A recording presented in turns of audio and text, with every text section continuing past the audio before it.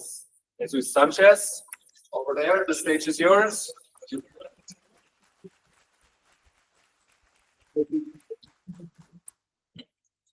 I love the clapping.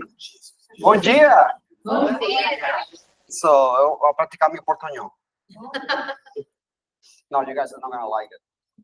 I was telling the team that I used to speak Portuguese and then I got mixed with Italian, then Spanish, and then English, and I just completely lost it. I used to be good.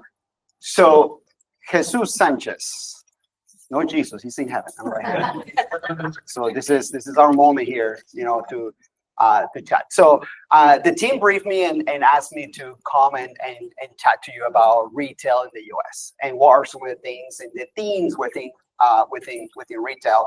I love this not to be a monologue. You didn't fly 6,000 miles for me to just be here and just present to you. I want us to have a conversation.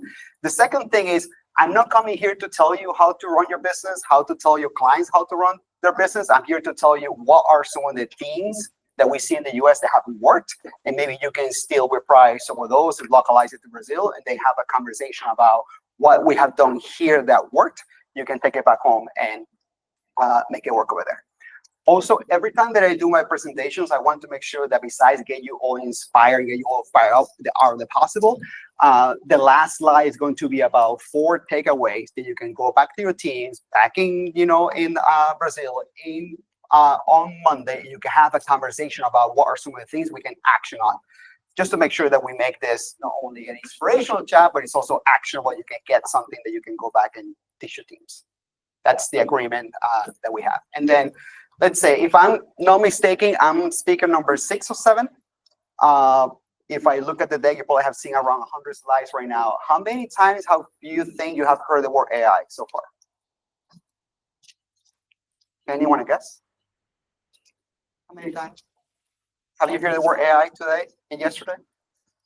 Heard about? Yeah, heard the word AI, artificial intelligence. How many times? 100? Okay. Yeah, a million, almost a million. A million? Okay. I think I did a count through the deck, and my friend Gemini helped me out. I think it's probably on the 20s, right? There's actually been written, on the slides. So I want to make sure that we also not only realize, the transformational change that we're going through right now, and we realize that you have been in front of so many amazing speakers that have shown you the best of Google. You have seen videos, you have seen what's coming. But what we're seeing in retail is nothing too different to what you have been hearing from them. So the 4 major themes, it's what are some of the things that we're seeing in the US that we can steal back and we can go and apply it to Brazil? So the 4 different themes that we see. One, it's the new value. Inflation is up. Challenges are all over the place. Acquisition power is still there. People are still able to invest and to buy goods and services, but now they're being more cautious. They're looking for value. They're looking for the extra connection. So we tie back to the conversation that we had with the previous speakers about measurement, about building a brand, is if I am in that lower funnel, well, how am I feeling the lower funnel, right? We talk a lot about upper funnel and lower funnel, but how do we talk about consideration? And then consideration is that new value. Like, how to make sure that on the consideration shopping journey, that my brand, it's top of mind. Then we have the hybrid omni-channels. Now we have people buying, and we're going to see a video that we prepare for you to see how people are shopping today. Right now, back in the day, 10 years ago, you will see a shopping journey, Google, GA analytics, you will see 1 or 2 touches and then a purchase. Now it's 10, 15, 20 touches, and it depends on the vertical. If you're, for example, selling Nike shoes, maybe have been an impulsive shop, and then it was 2 or 3 touches. If you're buying a mattress that requires a 3-month cycle to make a purchase, you may see over 20 different touches for you to make that decision. So we have that hybrid omni-channel, and how do we prepare retailers to make sure that we empower, the experiences inside that specific retailer to make sure that it's connected to the online experience. And I give you one very brief one. I've been to so many restaurants, in so many different places, but I had a very particular experience on this Saturday. I went to Vegas, went to see Bruno Mars, amazing, by the way. And I went to a restaurant, Chica. It's owned by a Venezuelan chef, so I have to go and, drink my own Kool-Aid and, afford to my Venezuelan friends. And when I went and checked in, went to the table, the manager came to me and said, "Mr. Sanchez, I see that you have come here multiple times. We'd love you to have you back. How about we get you the sort of drink on us, just to honor that you have visited us again?" How many times have you gone to the same restaurant and they have no clue who you are and they treat you like a customer that walks out the street? So the same mentality is now being applied at retailers. How do I make sure that I recognize that shopper? How do I make sure that I acknowledge your loyalty, your relationship with me, and continue to build our journey? And how do we make it hyper-personalized? We have been talking about that word for a long time, but we didn't have in the past the capacity, the processing, the data, and the power to really make it actual. So we have talked about it for years, but right now in 2024, 2025 is the first time that we have the opportunity to have an interaction with a customer that's highly personalized to that specific experience, to that specific shopping. We see it with agents, we see it with interaction, we see it with, website landing pages, we see it with creating, text and creating, images and creating videos that are tailored to that specific, audience. I'll give you an example. One of the accounts that we manage is Fanatics. Fanatics is sports related merchandise. If you want to buy a Messi shirt, buy it from Fanatics. And what they wanted to do, what they tested with incredible results is, if I know that the audience is a white male with a big family, how can I put that person in the stand with the jersey of the preferred team, with the family, with a lookalike image, and then create a display ad campaign with that specific, image. And then we saw about 13% lift increase on click-through rate because the similarity of being hyper-personalized. And then the other one is, being sustainable and sourcing. And now we have this new breed of the Gen Zers and the millennials. They want to have a real connection with the brand. It's not about just transacting. It's about, we're not selling a specific product or service, that we're selling the value. So here are the 4 pillars that we're seeing right now in the US that I thought, once again, there's so many others, but here are the 4 ones that we have identified that may be relatable to what you see in the Brazilian. And, I'll try to give you as many examples as possible. That's the whole idea. It's like, okay, this whole theory is fantastic, but what are retailers doing? So I'll give you walking through some examples. Now, we got 3 types of shoppers right now. We got the confident spender, and it's the one that have the capacity to spend, have the job, but once again, you need that psychological motivation, that connection to the brand. Once again, we continue to talk about lower funnel, upper funnel, but I do not want you to neglect that it's a mid-funnel, sits right in the middle. That is more important than ever today. That's why we have tools like Demand Gen, is to really target that mid-funnel, which is the consideration. I know your brand already, so I have a perception of the brand. I'm not ready to buy yet, but I'm now, from knowing you, to consider 2 or 3 brands that I would love to make the purchase. So don't neglect that consideration piece, because that's when you have that confident spender. Then you have the value mandate. That's the one that is your typical lower funnel. Then looking for the best service, looking for the best price, looking for the most affordable product or service that they can ever probably afford. So that's when you lower funnel campaigns and you're capturing on that demand when they are ready to shop. And then you get the price sensitivity, the ones that just don't shop until they see a promotion, until they see that specific motivation to buy. So just be mindful of these 3 different things, and also connecting to the conversation before, be mindful of, how do we measure all these journeys? And how do we make sure that we're creating the audiences? So now the hyper-personalization of your message and your videos and your creative is tied to that specific audience. If I go to the next one. Oh, there we go. Now, if I go back to the omni-channel, I went too more. If I go back, went too high, come on, go back.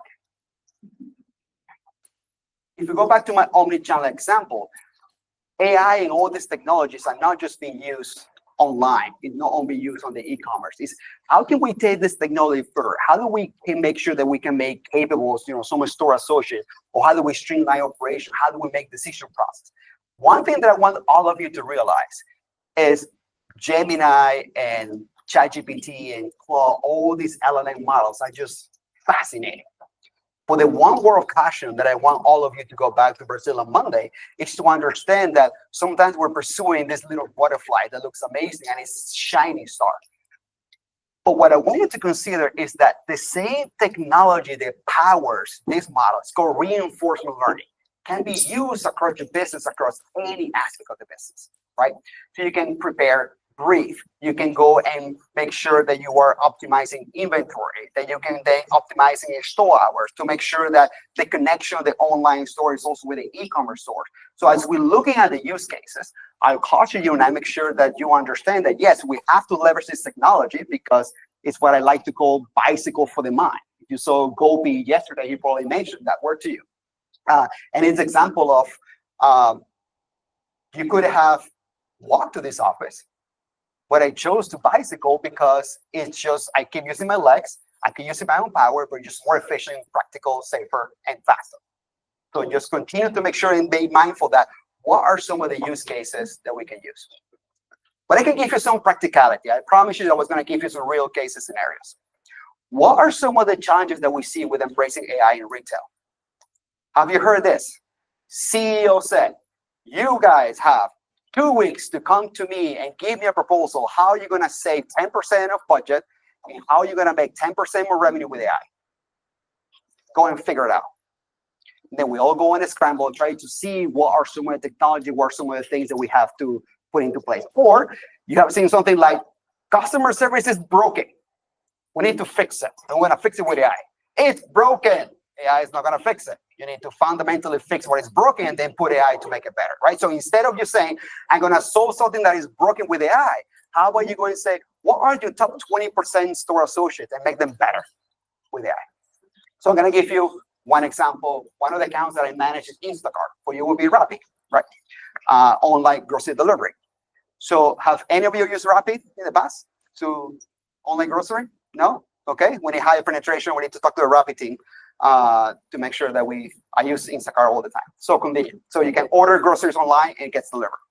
So when we were sitting with Instacart as Google partner, trying to see how do we leverage AI, we took a very different perspective. Our perspective wasn't like, how do we find this Gemini and Vertex AI and make it work for Instacart? No. As a business, what is your biggest problem? Like if you have this Harry Potter magic wand, what is the biggest problem you can solve? And they came to us and said, you know what is a real issue for us? Inventory. Because it breaks the entire customer experience. And I'll give an example. A couple of weeks ago, I wanted to make a bologna sauce, at home. And I went to Instacart and ordered all the ingredients that I need for the bologna sauce. I wasn't online when the shopper was sending the pictures and texting me about inventory. And I received my shopping bag an hour later. Not me. No ground beef. So there you go, out of the window, my bologna sauce. So inventory is a massive issue because it's a disruption. It creates a friction between that purchase. So they came to us and said, can you help us with our biggest issue? We say, yes, we brought the best of cloud, we brought the best of Google, and we have a test which is running on in San Francisco for them when we just gave shoppers classes with camera. And then as they're shopping, they don't have to do anything differently. As they're shopping, the camera is scanning the aisles and it's updating the inventory in real time. So now if they're actually shopping in a safe way and they see that Cheerios is out of stock, you just automatically go and update the database saying, do not sell Cheerios in this store because they have out of stock. So that's an example of how you look for your biggest opportunity or your biggest challenge and your biggest concern and say, okay, if this is our biggest opportunity, how can we leverage AI? How can we bring the best of Google and the best of our teams and the agencies to solve this issue? So that's one of my messages to you. The other one is the reality of what we're facing today in the US, right? So we have inflation 20% in the last 5 years. We got goods and services when like the sentiment is not up. So what happened is that now it's harder than ever, and I'm pretty sure you have heard this all the time, it's harder than ever to get that consumer to transact. It's harder than ever to get that consumer to make a purchase with us. And it's more important than ever to make sure that your brands and your positioning your brands to make sure that awareness and consideration is there. But if we tie that to the presentation that you saw before, it's all about measurement and attribution. And that's what I am seeing, particularly a lot of agencies in the US playing a big role. How can I actually run the MMM model for you?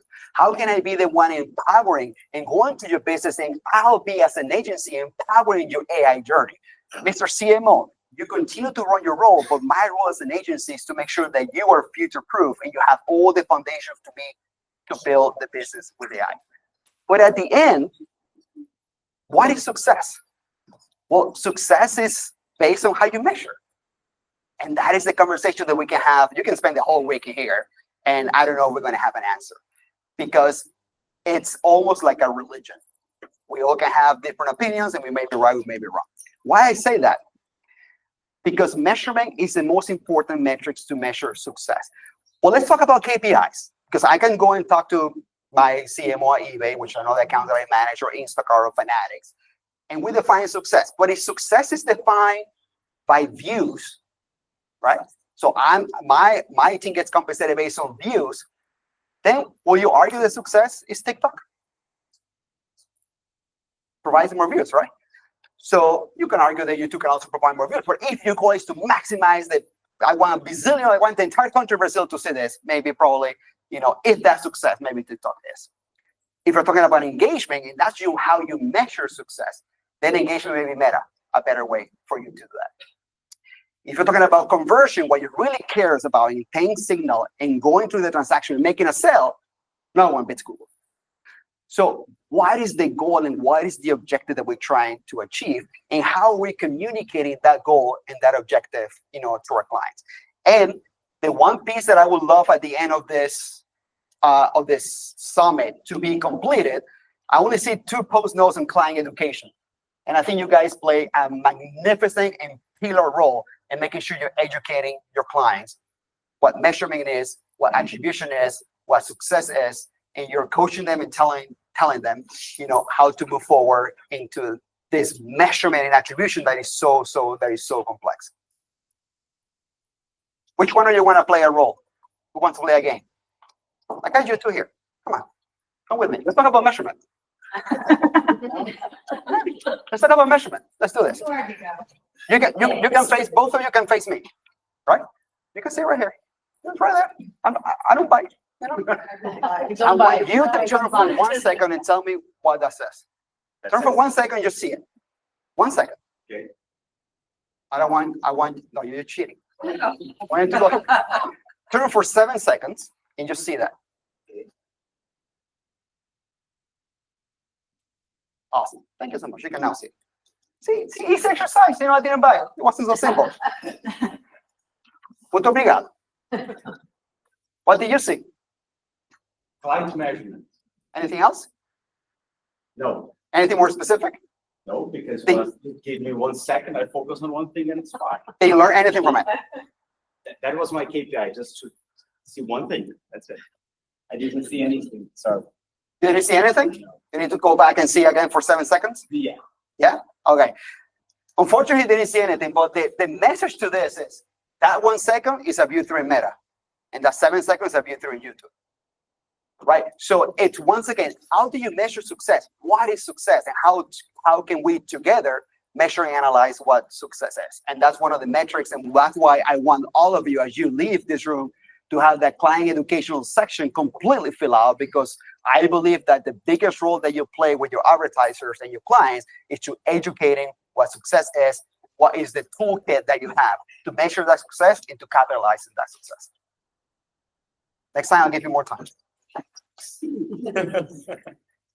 Now, what are we facing today? Like, all of us as retailers, all of us as marketers, like, we have so many touch points, and it's so difficult and so comprehensive, and the shoppers are so unpredictable. But the one thing that we see companies like eBay using these models and reinforcement learning and MMMs to make sure that the experience is consistent across the apps and all the websites and all the journeys, and to make sure that we continue to understand that shopping journey. And we continue to have the marriage in heaven. You're going to see that towards the end. What is the marriage in heaven? The first party data from the client, your know-how and your experience on how to run marketing and run it very efficiently, and our intent signals. That's the triangle of love. Agency with the know-how, client with the first party, and our intent signals, because nothing fits our intent signals.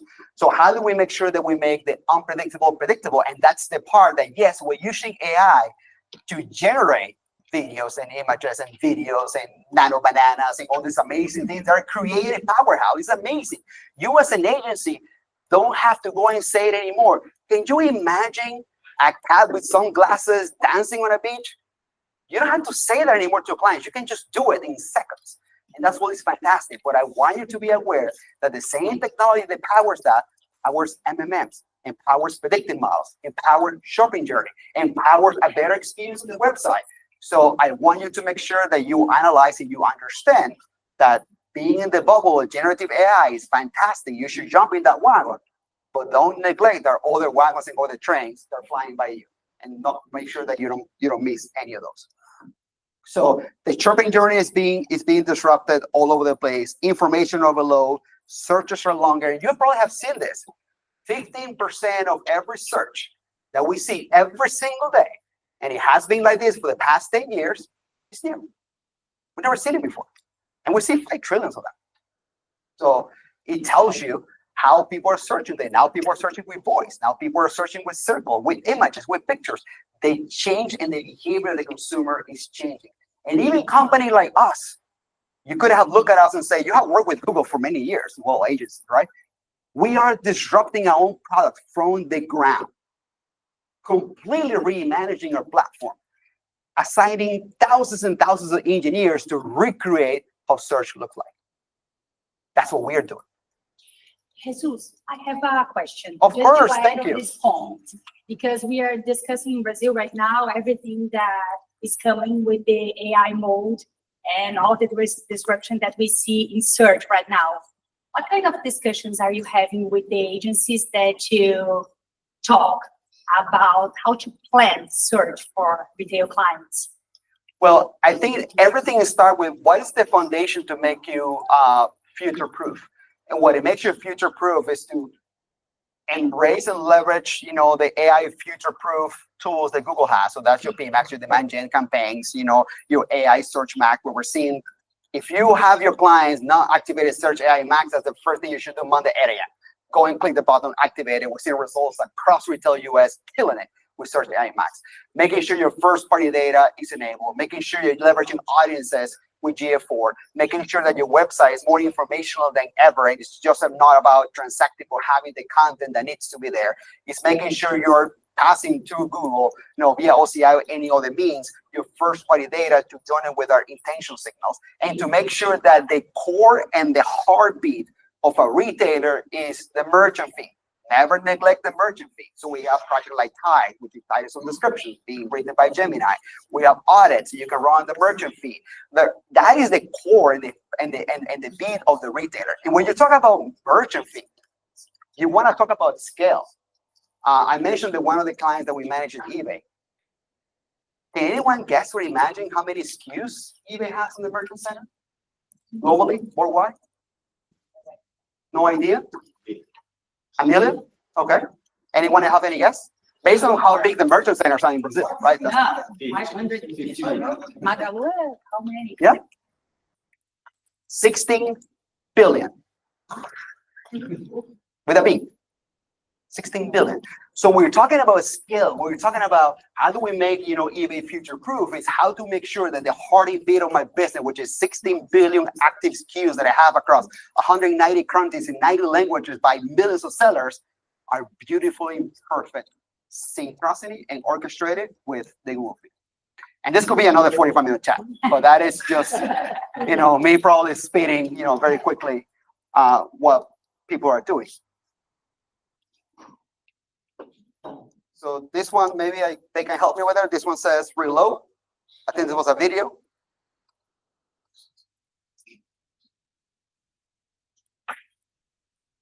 Oh, there you go. Thank you.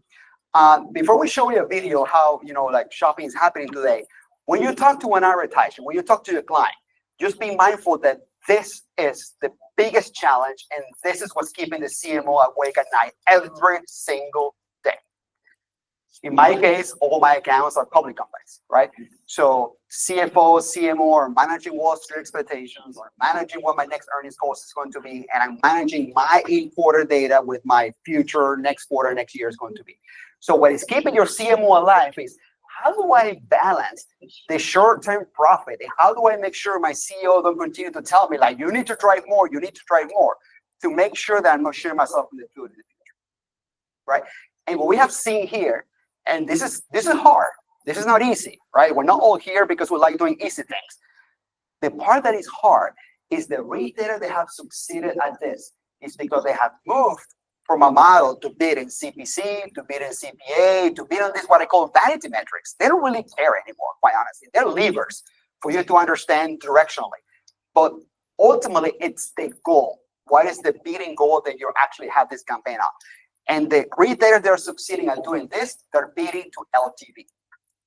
They're creating LTV models. They're assessing, analyzing, and quantifying what is the value of that sale, what is the value of that acquisition, how much that's going to be bringing to my business, to my model, and they're bidding to LTV. So they can alleviate the daily conversation and infight with the CFO. But agency, client, CMO, CEO, CFO have to agree that the way that we make a business sustainable into the future, not managing into this quarter, is by us bidding to the LTV value of that customer. And I can give you another example of Instacart and how do we manage that on a daily basis. And this is public, there are public companies. I'm not sharing anything that is not out there. So any online grocery retailer makes about 6-7% profit on online deliveries. That's a lot of money because you have to pay the guy, you have to pay the groceries, so the margins are pretty small.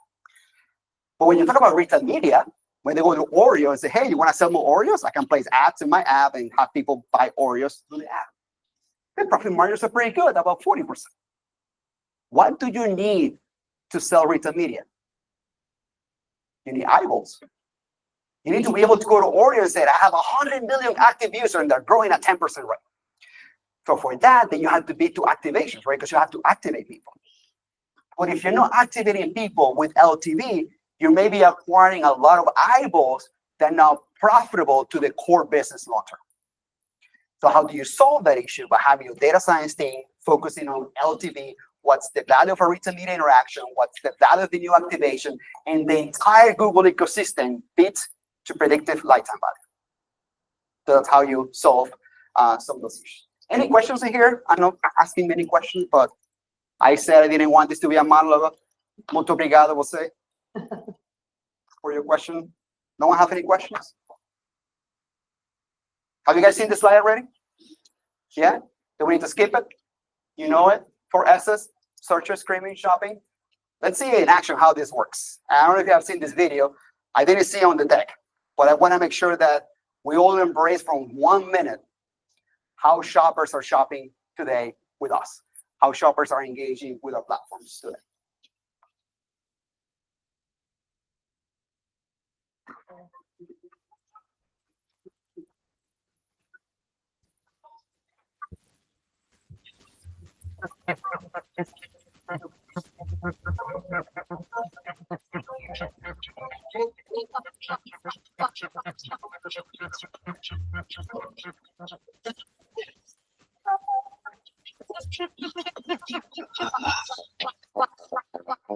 Why is my nonstick pan sticky?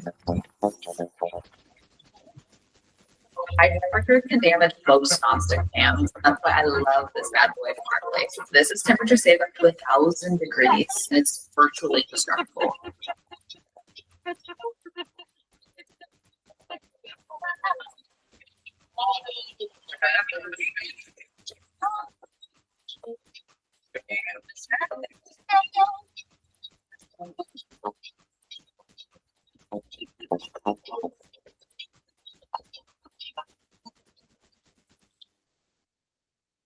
So that's how people are shopping today. You saw voice, you saw circle to search, you saw I was watching YouTube, on my living room, and I heard something that got my interest because I was maybe on the consideration part. So that's how people are shopping. And how we enable the shopping experiences, you probably have seen this slide as well, is that 7 platforms with 2 billion users or more. 15 platforms with 500 million users or more. So that is that combined experience and that combined engagement of signals is what it makes it so important. But I want to also give you a little bit of history about also encourage you to innovate and encourage you to fail. Because you're going to see a lot of failure. We're already seeing like an MIT research just came out 2 weeks ago saying that 90% of the AI initiatives are failing today. And I think I already tell you a little bit of why, because we're standing with the wrong objective. But I want all of you to just be curious, play with these tools. And it doesn't have to be Google, it could be ChatGPT, it could be Claude, it could be Anthropic. Just play with it, just be curious, because this is how the future is going to be managed. But I encourage you not only to be curious, but it's okay to fail. And I want to give you an example of one of the most embarrassing failures Google had in our history. Who remembers here Google Circles? Circles. You guys remember Google Circles? Yeah. So Google Circles was Google's answer to Facebook. When social media was up and coming, Google kind of like panicked, right? Maybe it wasn't this building upstairs that Sergey and Larry panicked and said, we have to do something. And we didn't buy anyone. We go and create and invented Google Circle. And it was an absolute disaster. It just did not work. And it was buried on the graveyard of Google products as one of the most embarrassing things we have ever done. But the test, the innovation, and the curiosity that does not work, it's the one that we did not learn anything from. So what did we learn? What did we create? We created that. You know what Google Circle gave us? Single sign-on. So Google Circles, which is considered one of the biggest failures in Google history, we learned from that failure. We have now this single sign-on. 7 platforms with 2 billion users and 500 million users and 15 or more platforms where users are logging across the platform, and we're looking at all the signals and creating wonderful and amazing experiences for all these users. So my message is, failure is an option. You will fail. But my message to you is, it's okay to fail, but it's okay and it's better to learn. What do we learn from this failure? What can we apply for the future? So once again, our biggest embarrassment is what it makes now the products that we build today. Not only for you, for advertisers, but also for our consumers. So billions of intent users, and I think that I don't have to lecture you in the reason why AI is so important. If you have 7 platforms, 2 billion users, 5 trillion searches, signals and intents everywhere, how many humans do we need to create a marketing campaign? Right? It's just not possible. Right? So how do we embrace AI? How do we make the best of AI? How do we make sure it's a bicycle for the mind? And we move away from vanity metrics of CPCs and CPAs and all the C's that we all, CTRs and all the C's that we all love to hear, and focus about what is the goal that you want to achieve. And let me walk you through. And what I see in yourself as an agency is you are that educational pillar that is going to enable the CMOs and the marketing teams to build the AI narrative. Because I guarantee you, they'll come into you and say, I just don't know what to do.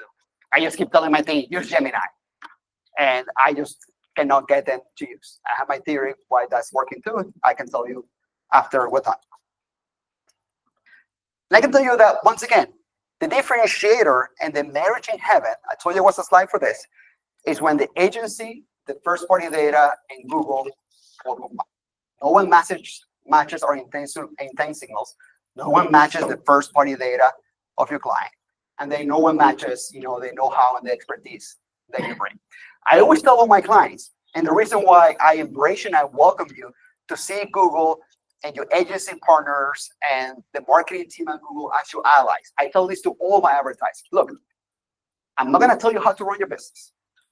You make decisions based on your data, which is fantastic. Well, guess what? I have your data and I have everyone else's. So I earn a right and a seat at the table.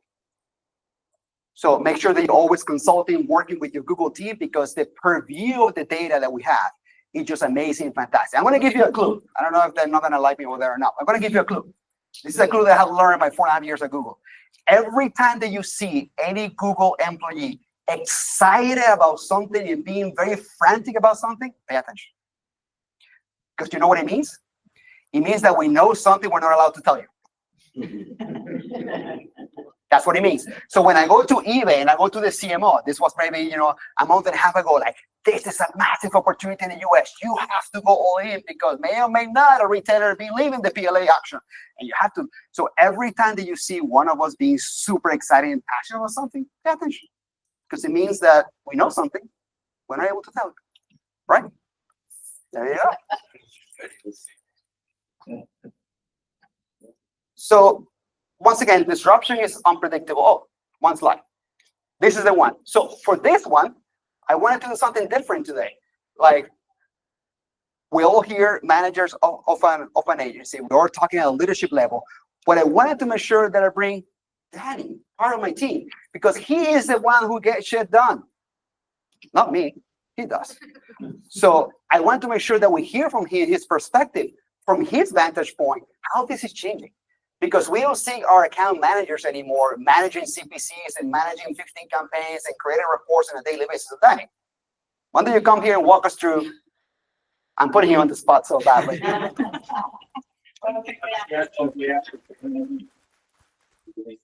So my name is Danny. I'm one of the senior account managers reporting to this fine gentleman over here. And I've had the pleasure of being at Google for just shy of 4 years. And in those 4 years, I've had the privilege of touching multiple aspects from the Google ecosystem. So most recently now, I help manage the eBay account as their account manager.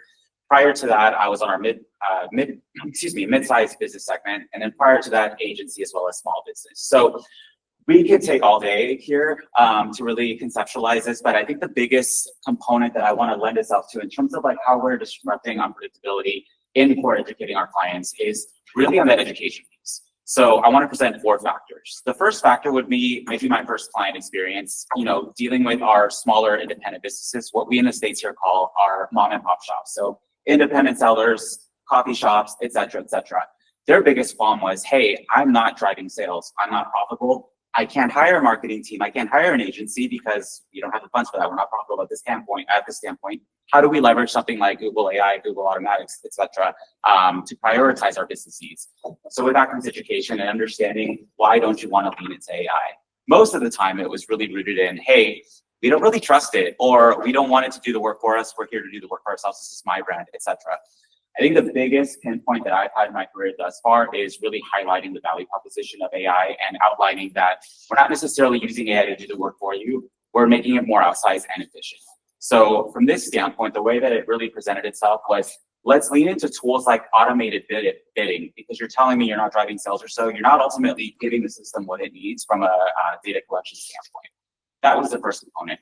From an agency standpoint, something that I'm sure you can all attest to or empathize with, some of those challenges are, hey, some of our clients have very unrealistic expectations. They want this ROAS, they want this specific number from a lead gen perspective, et cetera. Why aren't we driving that? Because we're not utilizing first-party data. So ultimately, by educating our agency partners and empowering them to not only have these tough discussions, but also being in the room with them at the same time, not only kind of buys alignment, but at the same time helps drive outsized impacts. More importantly, it also helps set the tone in terms of how we can manage the scalable solutions in a much more fitting way. Really, what I mean by that is, gone are the days of campaign management from a manual standpoint. Have the system run it based on the direction that you give it, based on the data that you can inject into it. That way, it allows you as agency stakeholders and decision makers to really lean into more of those business discussions outside of just, all right, let me update my bids done automatically. The third pillar on my side, from an eBay perspective, is how do we solve a problem that is not anticipated or that's not really there? That ultimately goes to Jesus's earlier point regarding lifetime value. With eBay specifically, what we're also doing is we're running an initiative across emerging markets. How can we use predictive modeling to ultimately outline, if I were to run new campaigns or new initiatives in Brazil, for example, what is the anticipated lifetime value going to be? And so ultimately, utilizing AI and our solutions in this capacity has a much more outsized component impact, excuse me. And then lastly, I promised 4, how do I leverage AI in my own, personal workflow or so? From a work standpoint, something as simple as, as Jesus mentioned, leaning into these tools, trying something, breaking it, retrying it again. Been able to work on a language model for myself that ultimately helps me prioritize email delegation tasks from my inbox that ultimately prioritizes, hey, you should answer this first, this tertiary, et cetera. And on a personal note, I use AI all the time. Most recently, I want to visit your beautiful country next year. And so ultimately, my landscape is, give me some fun ideas to do in Florianopolis because I've never been. And so I hope that, hearing from me in terms of like how we educate clients, or I'd like to say educate, but more so empower them to not only distill doubt, but at the same time, kind of create cohesion. More importantly, help really spearhead the conversation and having them lean in. Because ultimately, like you said, AI is not going anywhere. It's really up to us to start leaning in, and really the only limitation is up here, like in terms of what we can do and what problems we solve. Obrigado.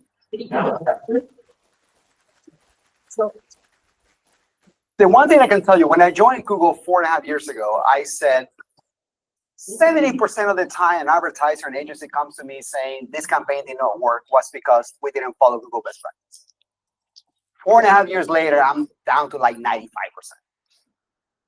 So I want to make sure that not only we're embracing this technology, but you bring in your partners and your Googles along, because we do this on a daily basis. We do it with dozens, hundreds, and thousands, millions of advertising all over. So following the best practice is critical, because we know this. We have deployed. We know what works. We know what doesn't work. So we can come to you with a list that says, like, if you want to conquer, AI mode, we cannot guarantee you, because this is capitalism, it's an open system, but we can set you up for success and make sure that you're future-proof if you're following best practice. If you're creating a PMAS campaign, you say, PMAS campaign did not work, and then we go and say, oh, you didn't add any videos and any assets. Well, I wonder why it didn't work.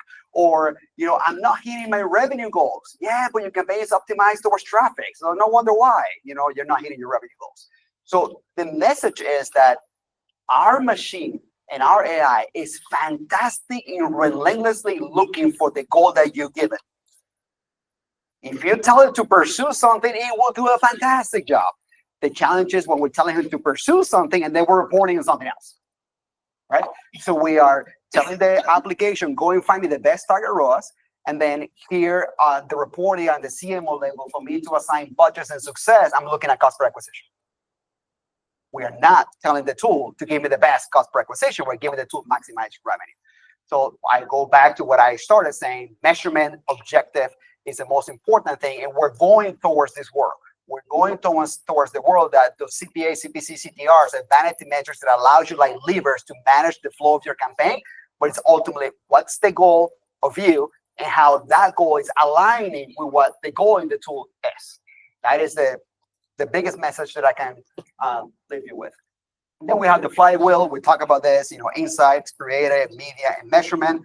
And then one of the biggest areas where you can add some value is, as an agency, how do I bring these three people together?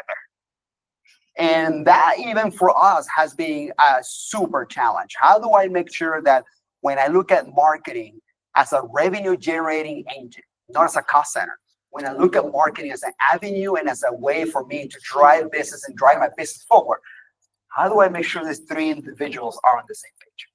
And for you to get those three individuals on the same page starts with education.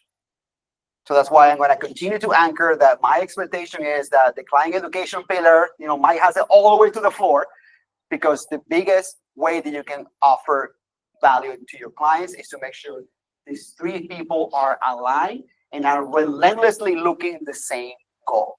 And the same goal could be, I want to conquer a specific market. The goal could be, I need to maximize revenue. The goal could be, well, I'll give an example, and this is public information.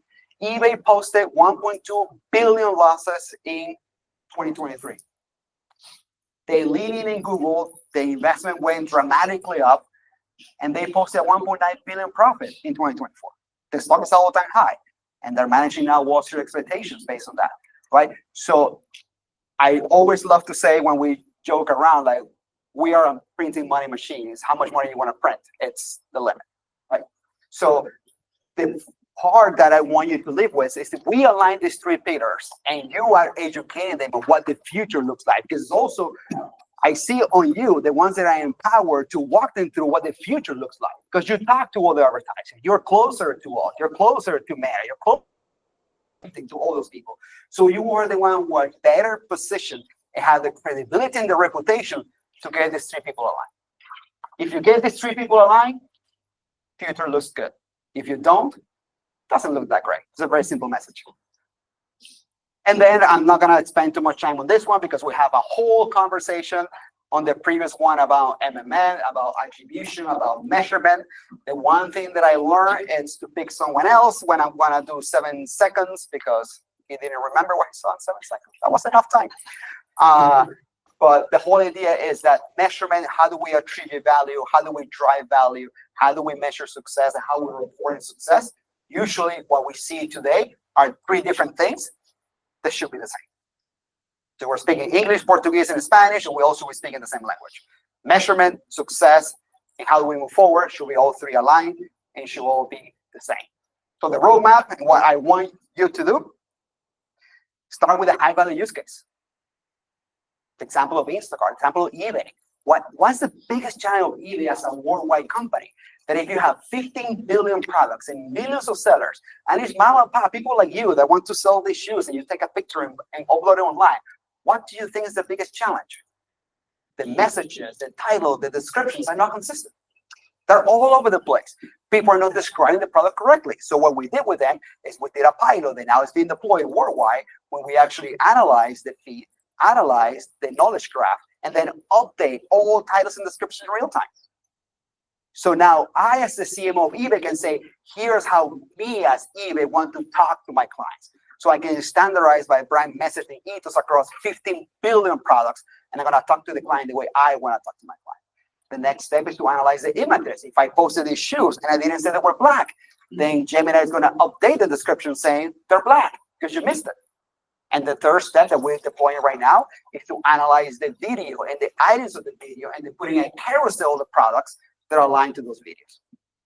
So that's an example of how eBay is looking at the biggest challenge and trying to conquer that.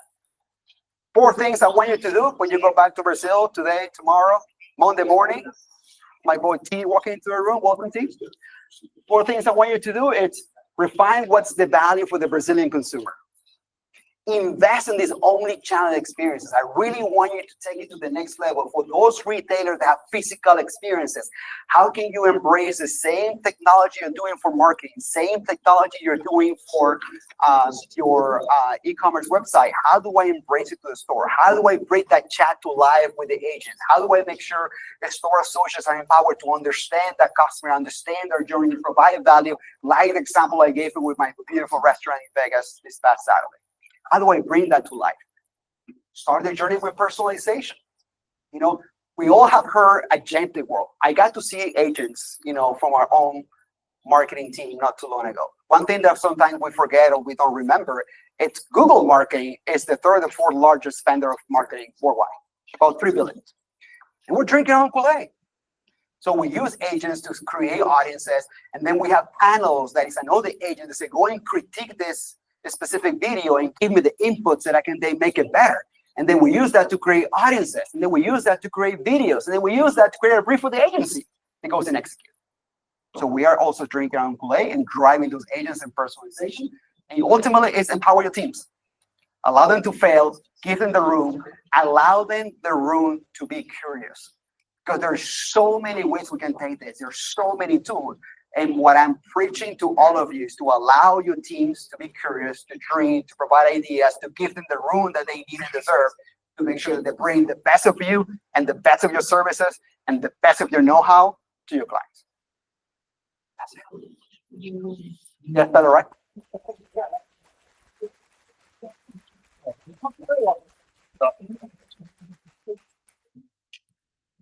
All right.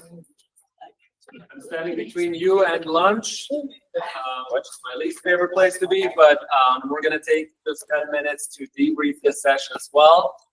So first, I'm going to give you a minute to write down what you heard, what resonated with you, and what action you might take from Jesu's talk. 1 minute, write that down.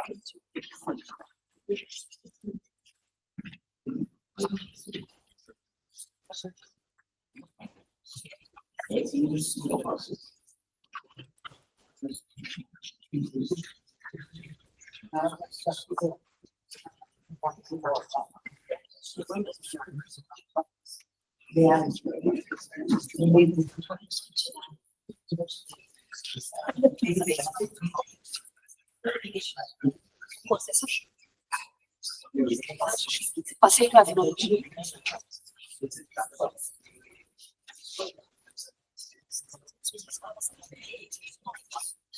person that it's their turn share how they use it and to foster that you know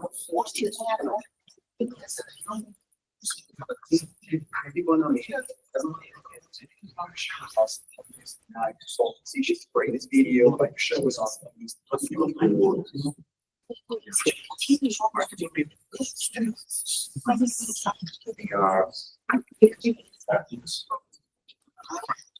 That was my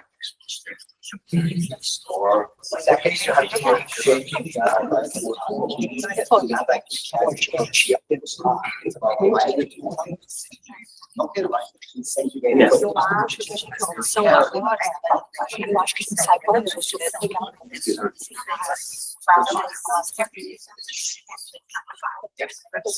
All right, before everybody leaves or signs off for lunch, who would like to share with me what they heard from Sanches? Lydia, thank you. Oh. Oh, I thought you were going to speak. No, Rafa's gonna speak. Rafa's going to speak. I think in the presentation, the relevance of the consideration, Yeah. the retail. And my concern here is when we look at the retail is extremely focused on results, short-term results. Yeah. And when we talk about consideration, we are discussing another kind of KPIs. Right. So how we can build something integrated? How can we measure it during this journey that makes sense for the client? Because for me, this is the trick point. How we can build it together, because it's consideration only gonna be relevant if it's not about where this can be. Yeah. Yeah. You have any No, idea? I'm All right. asking for help. Okay, yeah, I can't help, but that's a very good thought process of things. Yeah. Consideration is always tricky. Figure out how to measure that part. Any other takeaways? Yes, thank you. Yeah, I think that it's good to see like he's speaking about agencies as an educational partner Yeah, and making sure that we have the CEO, CFO, and CIO aligned with the direction. yeah, yeah. Thank you. So did anybody else notice that, the alignment of the CEO, CFO? So that's a really hard thing to do because usually in those meetings, you don't get the CFO to attend, right? You have a meeting with the CFO. And if he's there, probably not having the same KPIs or main objectives. So they're not looking at the same direction. They're not speaking the same language Yeah. and looking at the same numbers, yeah. So this is a really hard thing to do in every kind of transformation. So whenever things are changing drastically, you don't just need your marketing partner at the client, but you kind of need a little bit more broader buy-in, and having these conversations is really important. So thinking about what might entice everybody to join that. So how can you speak that language of a CFO in a meeting with a client is a really important question. Big unlock. Thank you. Any other takeaways? One thing interesting was when it comes to AI, Mhm. there was a message about how to empower frontline workers. Yeah, And it's something, I think sometimes we are so biased into media, organization, blah, blah, blah. Yeah. And there are the frontline workers in store. yeah, So thinking about how AI can help them do better their job. yeah, Will help the entire industry or the company to sell more. So it's also to think about the reps, the salespeople, how to empower them, and not only us doing advertising with personalization. Yeah. yeah, exactly. So it's crazy that if you shop on Amazon, it was mentioned yesterday, you see like other people bought this. So if you're on Amazon as a consumer, you have all this information, but if you're a frontline worker, you don't actually have that data. So somebody comes in, looks at a specific sweater, you don't know what other people might buy that buy the sweater or what other things might work for them. So how do we empower them? There's a good case study that I don't know by heart, but maybe you can look it up. It's Neiman Marcus is like a higher end retailer and like fashion department store in the US.